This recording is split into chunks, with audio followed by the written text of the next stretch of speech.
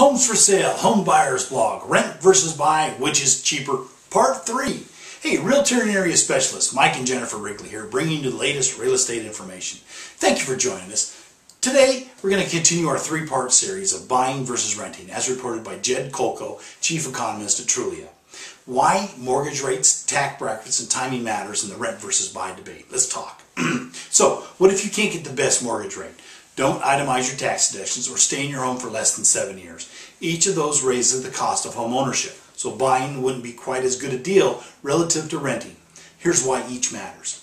The best mortgage rates are available for people with the best credit scores, and a not so hot credit score could make your mortgage a full percentage point higher, which translates to at least a 10% difference in your monthly mortgage payment.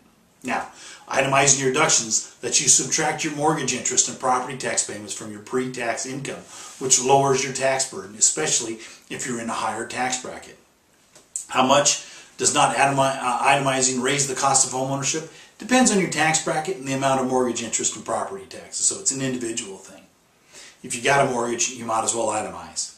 Now, selling a home in less than 7 years after buying it means that you're spreading your buying and selling costs over fewer years, making the average monthly cost of ownership a little bit higher. So, if buying is so cheap, why isn't everyone doing it? That's a great question.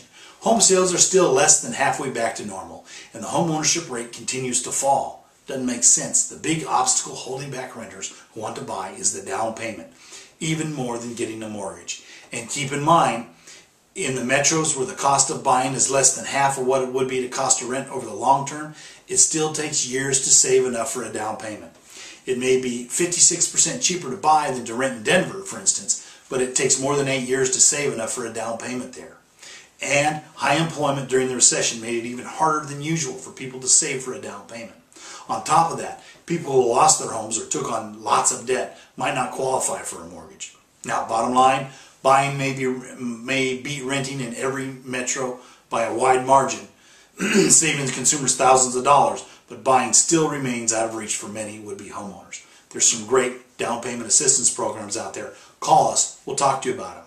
Now, if you enjoyed this series or need help finding that perfect home, place to call home, call us today at 916-378-4671 for a free, no-obligation consultation, or log on to www.wrigleyrealtygroup.com to start your online home search now.